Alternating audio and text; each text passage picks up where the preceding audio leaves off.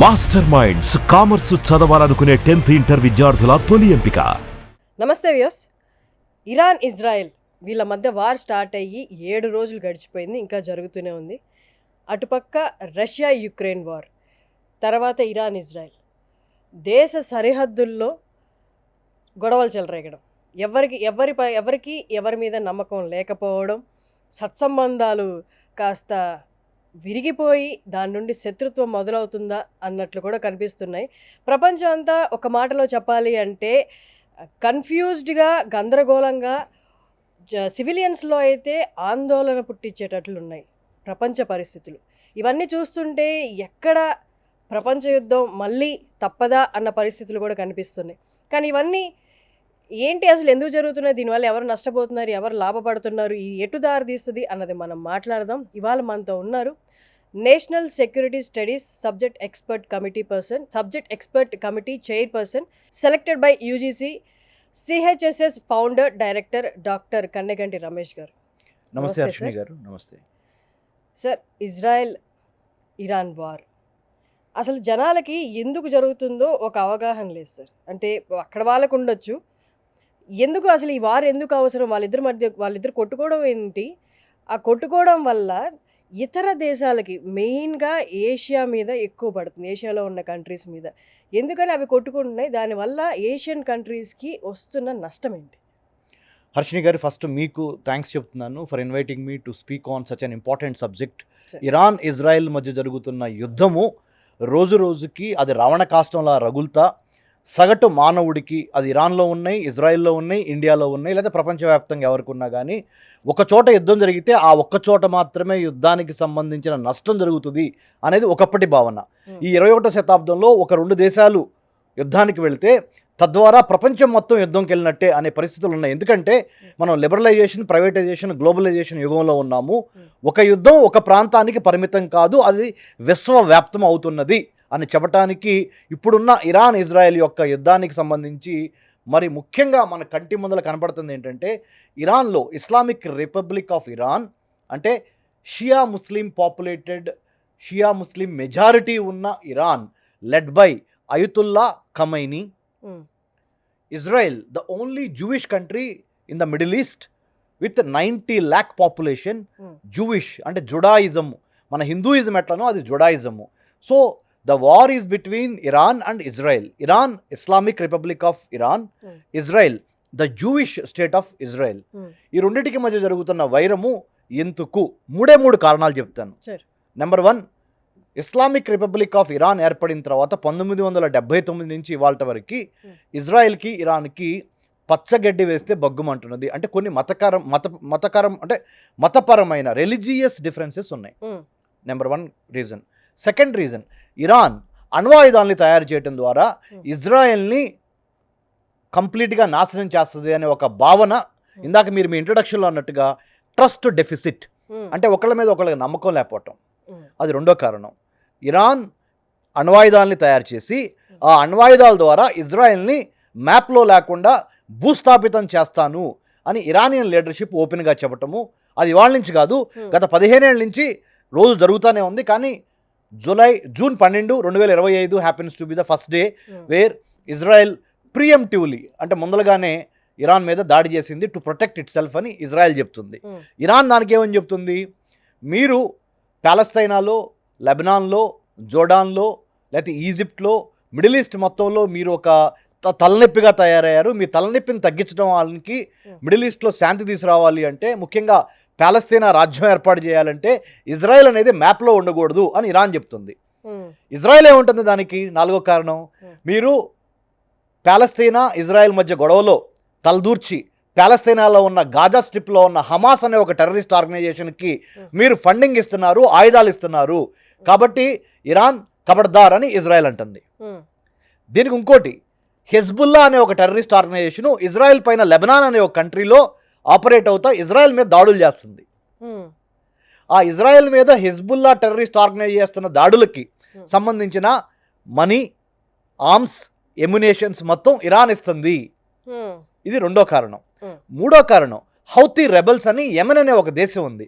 ఆ యెమెన్లో ఉన్న Houthi rebels ఇజ్రాయెల్కి సంబంధించిన షిప్పుల మీద ఎర్ర సముద్రంలో యూకే, ఫ్రాన్స్, ఇజ్రాయెల్, అమెరికా ఏ షిప్పులైనా సరే ఆ ఎర్ర సముద్రం మధ్య గుండా వెళ్తుంటే హౌతీ రెబెల్స్ మిసైల్స్ అటాక్స్ చేస్తున్నారు.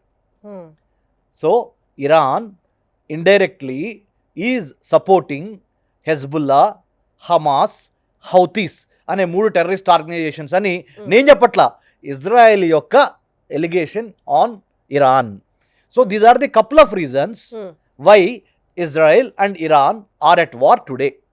Okay sir, perfect. ఇప్పుడు ఇరాన్ దగ్గర మనకి టెర్రరిజం కనిపిస్తుంది కాబట్టి ఈవెన్ ఇండియన్ స్లోగన్ కూడా అది, టెర్రరిజం ఏ కంట్రీలో ఉన్నా ఏ వేషంలో ఉన్నా నిర్మూలించేయాలి అని, అది ఓకే.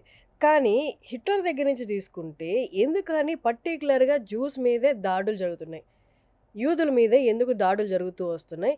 వాళ్ళ వైపు టెర్రరిజం ఉంది కాబట్టి అటాక్ చేస్తున్నారు. మరి పాలస్తీనా గొడవ, జ్యూస్కి ఉన్న గొడవ, అంటే ఇజ్రాయెల్కి ఉన్న గొడవ, వాళ్ళ గొడవ ఏంటి? అసలు ఇజ్రాయెల్ మీద ఎందుకు ఇంత దాడులు జరుగుతూ వస్తున్నాయి హిస్టరీ నుంచి మనం ఇప్పుడు దాకా తీసుకుంటే? సమయాభావం మూలన చాలా షార్ట్గా క్రిస్ప్గా చెప్తే ప్రేక్షకులకు కూడా, సుమన్ టీవీ ప్రేక్షకులకు అర్థమవుద్ది. జుడాయిజం అనేది మన హిందూయిజం లాగా oldest religion in the world. ఈ జుడాయిజానికి సంబంధించిన 12 ట్రైబ్స్ ఏమైతే ఉన్నావో అవి ప్రపంచవ్యాప్తంగా ఎక్సోడస్ అంటారు ఇంగ్లీష్లో, తెలుగులో ఏమంటారంటే ప్రపంచవ్యాప్తంగా ఈ యూదులు వివిధ రకాల ఖండాలకు వెళ్ళిపోయారు. ఆఫ్రికా ఖండానికి, ఏషియా ఖండానికి, North America, South America, Central America, Australia వరకు వెళ్ళిపోయారు. ఇది వేరే ఎపిసోడ్లో చాలా క్లియర్గా మాట్లాడుకుందాం, అంటే షార్ట్గా చెప్తున్నా. వీళ్ళు వెళ్ళిపోయిన వాళ్ళందరూ 1948 మే 14కి చాలా వరకు తిరిగి వచ్చి మిడిల్ ఈస్ట్లో ఉన్న ఇజ్రాయెల్ అంటే ప్యాలెస్తైనా ఏరియాలో, అప్పుడు బ్రిటిష్ వాళ్ళు పరిపాలిస్తున్నారు ప్యాలెస్తైన్ ఏరియాని. భారతదేశాన్ని అట్లయితే బ్రిటిష్ వాళ్ళు 1947లో వరకు పరిపాలించారో, భారతదేశము పాకిస్తాను 14th ఆగస్ట్ పాకిస్తాన్ ఏర్పడితే 15th ఆగస్ట్ 1947 భారతదేశం బ్రిటిష్ వారి చెర నుంచి స్వతంత్రాన్ని సంపాదించుకొని మనం ఫైట్ చేసి మన జెండా, మనం విజయ జెండా మనం ఎగరేసాం ఇక్కడ. అట్లానే 1948 మే 14న బ్రిటిష్ చెర నుండి విముక్తి పొందిన ఇజ్రాయెల్ తన సర్వసత్తాక జూయిష్ స్టేట్గా ప్రకటించుకుంది. దాన్ని ఇష్టం లేకపోవటం మూలాన పాలస్తీనాలో చుట్టుపక్కల ఉన్న లెబనాను, జోర్డాను, ఈజిప్టు, ఇంకా సిరియా తదితర దేశాలు ఇజ్రాయెల్ మీద దాడి చేసినాయి 1948 కలిపేసుకోవాలని. ఇజ్రాయెల్ మళ్ళీ మీకు స్వతంత్రం ఏంటి, మీరేంటి, ఇది మా ల్యాండ్, ఇది ప్యాలెస్తైనా ల్యాండ్, మీరు జూయిష్ ల్యాండ్, అంటే ఇజ్రాయెల్కి ఎట్లా ఏర్పడతారు మీరు, వాడేవాడు ఇచ్చేది బ్రిటిష్ వాడు, మేం కదా ఎక్కడ ఉంటుంది అని వీళ్ళు అంటున్నారు. ఎవరు? మన ప్యాలెస్తీనియన్స్. దానికి జూయిష్ పీపుల్ ఏమన్నారు, ఇజ్రాయెల్ ఏముంది, తాత ముత్తాతల దగ్గర నుంచి 5000 సంవత్సరాల నుంచి మాకు ఇక్కడ ఫస్ట్ టెంపుల్ మాదే, సెకండ్ టెంపుల్ మాదే, కింగ్ డేవిడ్, కింగ్ సల్మాన్ వీళ్ళందరూ మా వాళ్లే, మేము 3వ టెంపుల్ ఎట్టి పరిస్థితుల్లో కట్టి తీరతాము ఇక్కడ, western wall or wailing wall అంటారు. నేను ఇజ్రాయెల్లో 2 సంవత్సరాలు ఉండి హిబ్రూ యూనివర్సిటీ జెరూసలము, వేరే యూనివర్సిటీస్లో చదువుకొని వచ్చినవాడిగా, ఇజ్రాయెల్ని చూసిన వాడిగా, ముఖ్యంగా క్రిస్టియానిటీకి, ఇస్లాంకి, జుడాయిజానికి 3 మతాలకి అది ఒక కేంద్ర బిందువు అయింది ఇజ్రాయెల్. 3 ఖండాలకు కూడా అది ఒక కేంద్ర బిందువు అయింది, Africa, Asia and Europe. So సమయాభావం వల్ల ఎక్కువ చెప్పలేకపోతాను, తర్వాత ఇంకోసారి మళ్ళీ చెప్తాను. ఇది రీజన్ గొడవ ఎందుకు అనేది. సో ఇక్కడ ఓకే సార్. దెన్ ఇప్పుడు కమింగ్ టు ఇరాన్ ఇజ్రాయెల్ వార్కి వస్తే, ఇజ్రాయెల్ అనేది చాలా చిన్నది, బిందువు అన్నారు మీరు, బిందువులాగే ఉంటుంది కానీ ఎట్ పవర్ఫుల్. వాళ్ళకున్న ఇంటెలిజెన్స్ ముసాద్ ఏదైతే ఉందో అది హైలీ పవర్ఫుల్. ఈవెన్ మన ఇండియన్స్ కూడా వాళ్ళ దగ్గర నుండి, మన రాకి కూడా వాళ్ళ దగ్గర నుండి అడ్వైజెస్ వస్తాయని కూడా వింటూ ఉన్నాం. అలాంటి ఇంటెలిజెన్స్ వాళ్ళు ఎవ్వరూ కొట్టలేరు అన్న దేశానికి ఇప్పుడు అమెరికా తోడుగా వస్తుంది, నువ్వు వెళ్ళు వెనక నేను ఉన్నాను అంటుంది. అంత పవర్ఫుల్ కంట్రీకి అమెరికా సహాయం అవసరమా? ఇరాన్కి మనందరూ తెలిసిందే, ప్రత్యక్షంగా కానీ పరోక్షంగా కానీ చైనా, రష్యా, పాకిస్తాన్ సపోర్ట్ ఉంది అని. So to answer your question, ఇజ్రాయెల్కి అమెరికాకు ఉన్న అవినాభావ సంబంధం ఏంటి అన్నప్పుడు, America the oldest democracy, Israel the only democracy in the Middle East, number 1. Number 2, Jewish people, ఇజ్రాయెల్లో ఉన్న జూయిష్ పీపుల్ 90 లక్షల మంది అయితే అమెరికాలో కూడా ఆల్మోస్ట్ ఒక 40 లక్షల మంది దాకా జూయిష్ పీపుల్ ఉన్నారు. ఆ 40 లక్షల మంది అమెరికా సంయుక్త రాష్ట్రాలైన 50 రాష్ట్రాల్లో 9 రాష్ట్రాల్లో బాగా స్థిరపడి ఉన్నారు. విద్యలో, వైద్యంలో, ఆరోగ్యంలో, సైన్స్లో, టెక్నాలజీలో, మనీలో, newspapers, journalism, you name any important రంగము or field of knowledge, Jewish people, in other words Israelis, are doing extremely well in the United States of America. అందుకనే అమెరికన్ కాంగ్రెస్లో కూడా Israeli or Jewish policy makers phenomenally influential role play చేస్తారు. నా డాక్టరేట్లో, నా పిహెచ్డిలో అది ఒక భాగము. యుఎస్ ఇజ్రాయెల్ రిలేషన్స్ మీద నేను డాక్టరేట్ చేశాను ఢిల్లీ జవహర్లాల్ నెహ్రూ యూనివర్సిటీ నుంచి.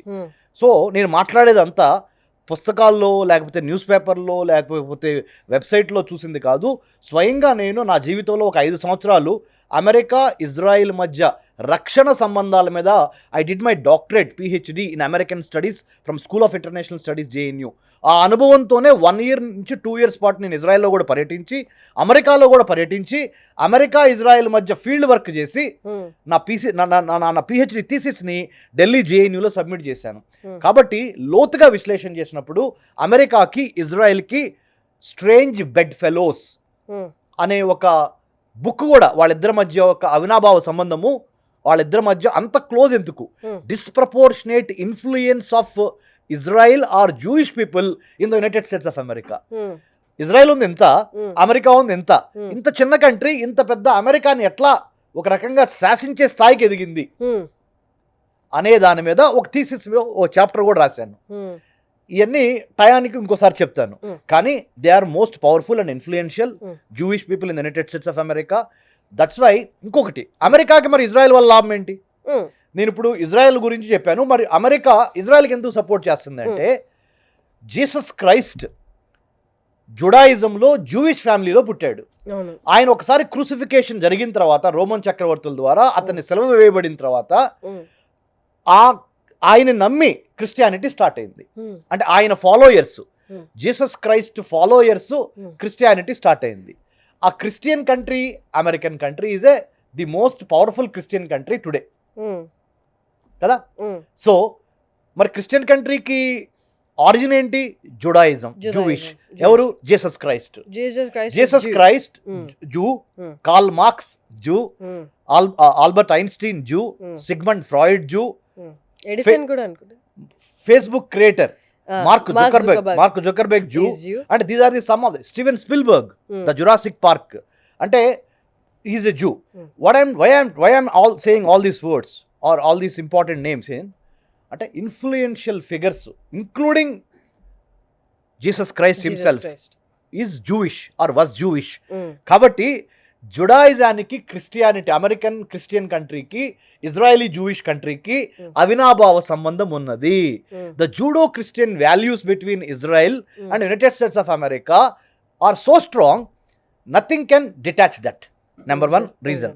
నెంబర్ 2 ఏంటంటే, అమెరికా ప్రతి సంవత్సరము every year $3 billion of annual military grant and aid is given to Israel. $3 billion. 1967 1967లో 6-day వార్ జరిగింది between Israel and its immediate Arab neighbours.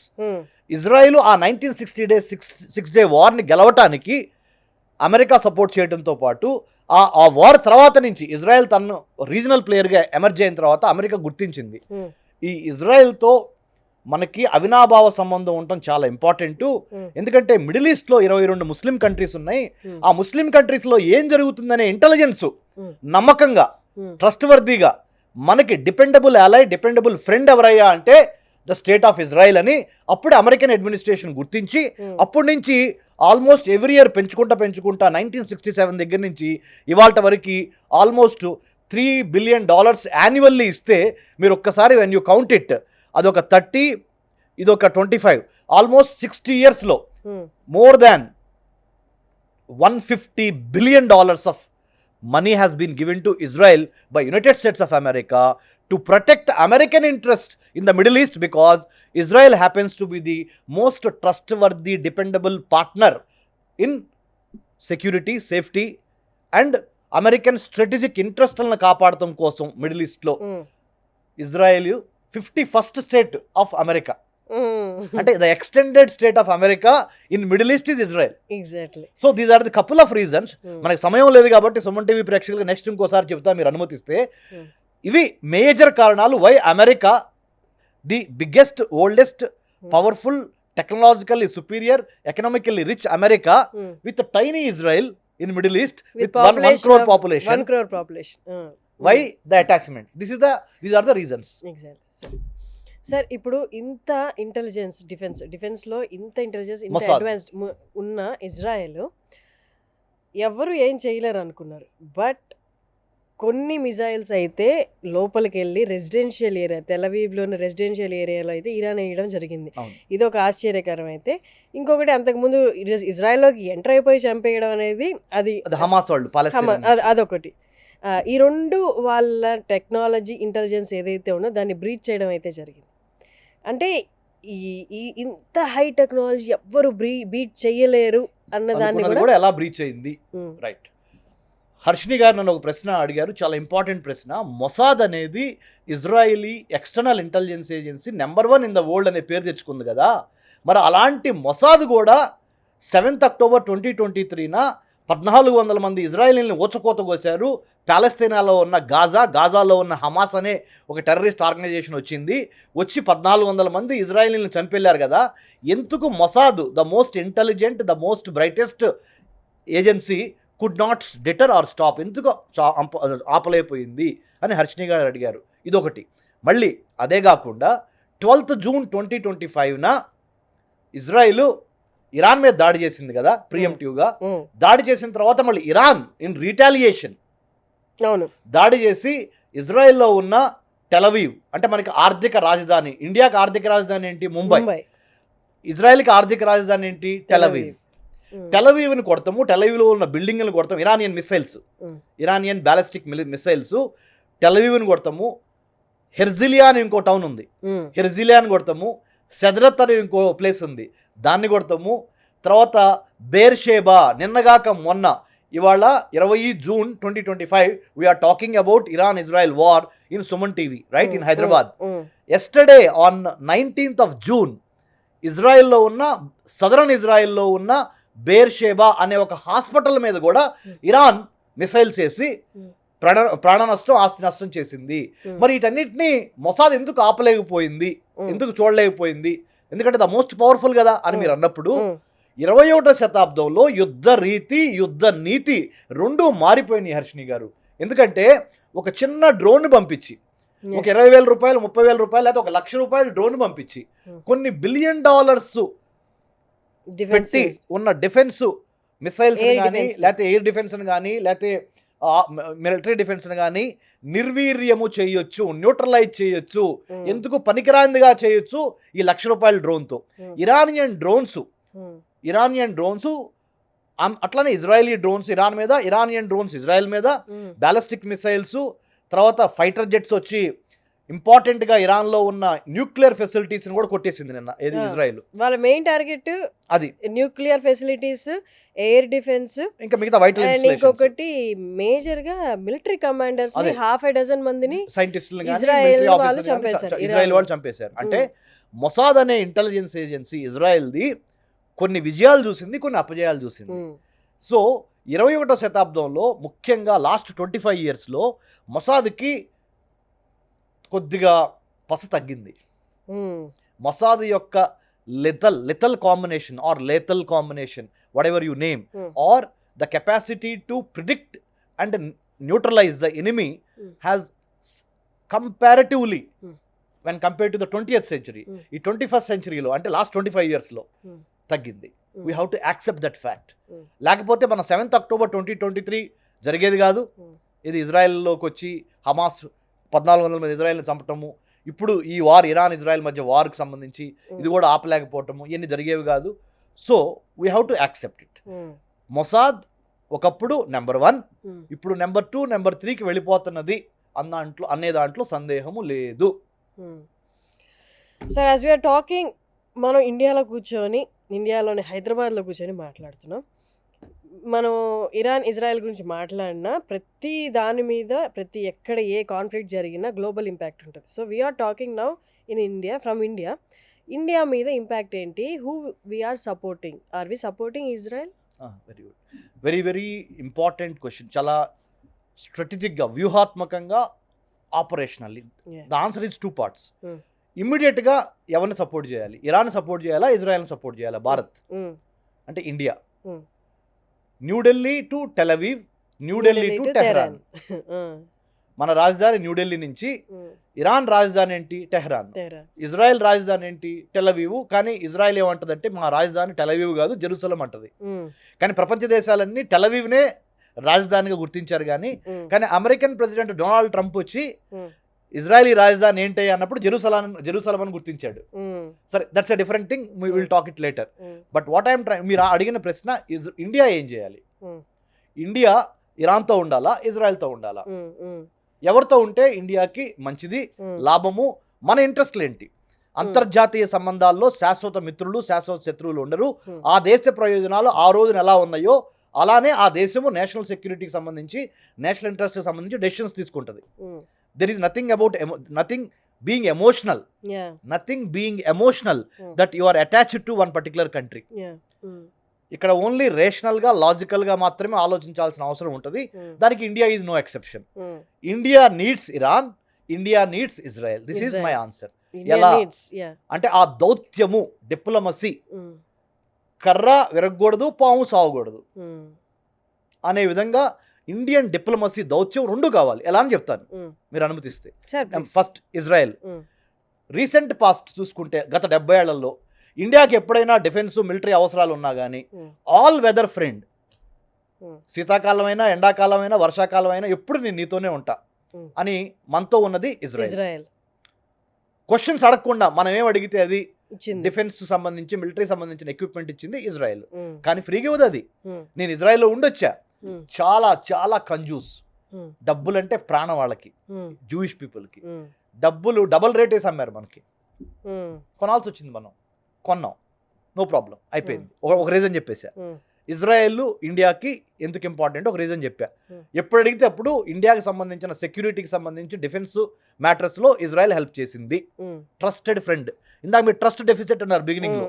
ఇప్పుడు మన ఇద్దరికి ట్రస్ట్ డెఫిసిట్ లేదు, ట్రస్ట్ మెండుగా ఉంది between India and Israel. Number 1 reason. మరి ఇరాన్తో ఏంటి? భారతదేశానికి సంబంధించినంత వరకు క్రూడ్ ఆయిల్, సహజ న్యాచురల్ గ్యాస్, పెట్రోలియం లాంటివి ఇరాన్ నుంచి మనం ఎప్పుడు దిగుమతి చేసుకుంటా ఉంటాం. ప్లస్ హైదరాబాద్ సిటీలో ఉన్నాం కదా, మీరే చెప్పారు కదా, మనం హైదరాబాద్లో ఉన్నాం కదా ఇండియాలో. Persian culture, Persian people, the Cyrus the great అంటే పర్షియన్ సామ్రాజ్యానికి ఒక అధిపతి, ఒక సామ్రాట్, సైరస్ ద గ్రేట్. అతనికి అక్కడి నుంచి వచ్చిందే పర్షియన్ సామ్రాజ్యం. దానికి భారతదేశంలో ఉన్న మన హైదరాబాద్కి చాలా అవినాభావ సంబంధం ఉంది. కళలు, సంస్కృతి, సాంప్రదాయము, సివిలైజేషనల్ కాంటాక్ట్స్ ఉన్నాయి. రైట్? అలా అని మరి ఇజ్రాయెల్కి లేవా భారత్కి అంటే ఉన్నాయి. అది కూడా ఎలానో చెప్తా. ప్రపంచంలో ఏ దేశానికి వెళ్ళినా ఇజ్రాయలీ పీపుల్ అంటే జూయిష్ పీపుల్, యూదులు తెలుగులో, ప్రపంచంలో ఈ యూదులు, జూయిష్ పీపుల్ ఏ దేశానికి వెళ్ళినా ఆ దేశం వాళ్ళని సాధారణంగా ఆహ్వానించలేదు. ఒక వ్యతిరేకత ఉంది జూయిష్ పీపుల్ మీద ప్రపంచవ్యాప్తంగా. కానీ the only country in the entire world where anti Semitism అంటారు.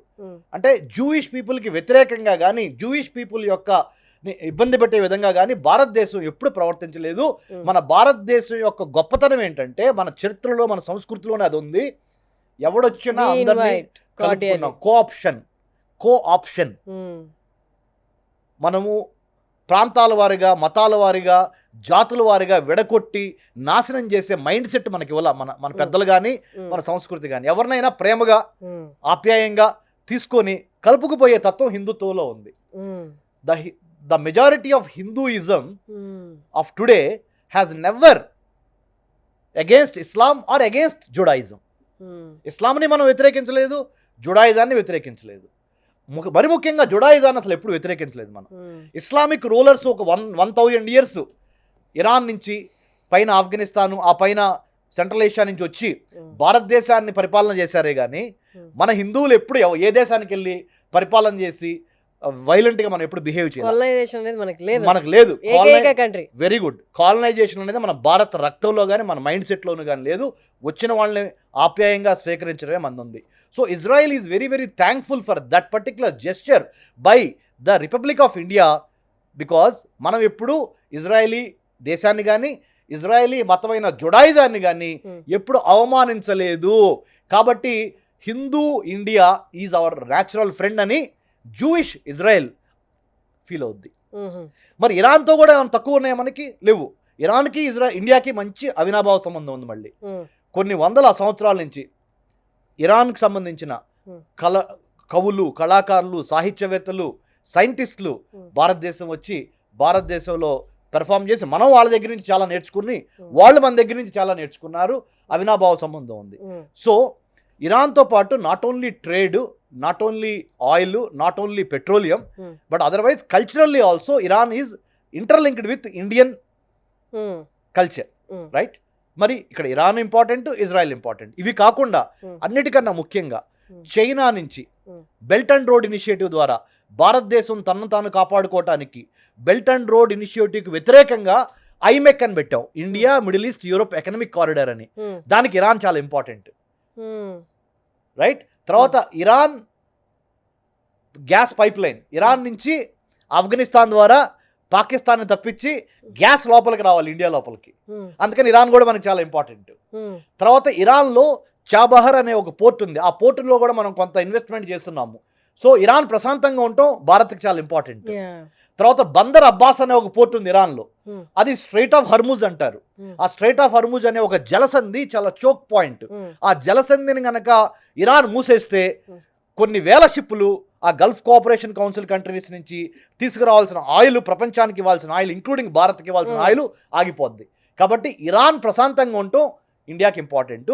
ఇజ్రాయెల్ ప్రశాంతంగా ఉండటం కూడా ఇండియాకి ఇంపార్టెంట్. ఎందుకంటే చాలా మంది ఇండియన్స్ ఇజ్రాయెల్లోనూ ఉన్నారు, ఇరాన్లో ఉన్నారు.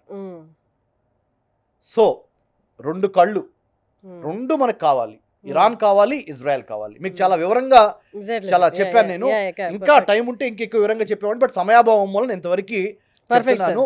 సో యుద్ధం అనేది ఎవరికి మంచిది కాదు. యుద్ధం మూలాన ప్రపంచ వినాశనము. భారతదేశము ఈ నాయకత్వాన్ని భుజాల మీద వేసుకొని ఇజ్రాయెల్ని, ఇరాన్ని కూర్చోబెట్టి శాంతి చర్చలు జరిపించి వాళ్ళ మధ్య విభేదాలను తొలగించి యూనిటీ అనేది మన strength. United we stand, divided we fall. కలిసి ఉంటే కలదు సుఖం అనేది భారతదేశం తన నాయకత్వ ప్రతిభ ద్వారా, తన రాజకీయ చతురత ద్వారా, దౌత్య నీతి ద్వారా, both politically, diplomatically, militarily, India is in a position to dictate terms to both Iran, the Islamic Republic of Iran, and the Jewish state of Israel. So India has to take a proactive leadership to bring the two warring parties, that is Israel and Iran, sit them on a table, make sure that they talk sense and stop the war. It is very good for the entire world, not only India. Exactly. And this is the time leadership will come out. భారతదేశం యొక్క నాయకత్వ ప్రతిభ బయటికి వచ్చి నరేంద్ర మోడీ గారి నాయకత్వంలో మిగతా వాళ్ళ అంటే అజిత్ దోవల్ గారు, నేషనల్ సెక్రటరీ అడ్వైజర్ గారు, ఎస్ జయశంకర్ గారు, మన ఫారెన్ మినిస్టర్ గారు, మన హోమ్ మినిస్టరు, మన డిఫెన్స్ మినిస్టర్ గారు అందరూ కలిసి కూర్చొని cabinet committee on security, they should make a obviously they are making lot of 24/7 war room discussion, situation room discussion. Very very soon Israel, Iran war మానేసి శాంతి చర్చలకు వస్తే ప్రపంచానికి మంచిది, భారతదేశానికి మంచిది. Exactly. Thank you sir, thank you so much. జై హింద్ అండి.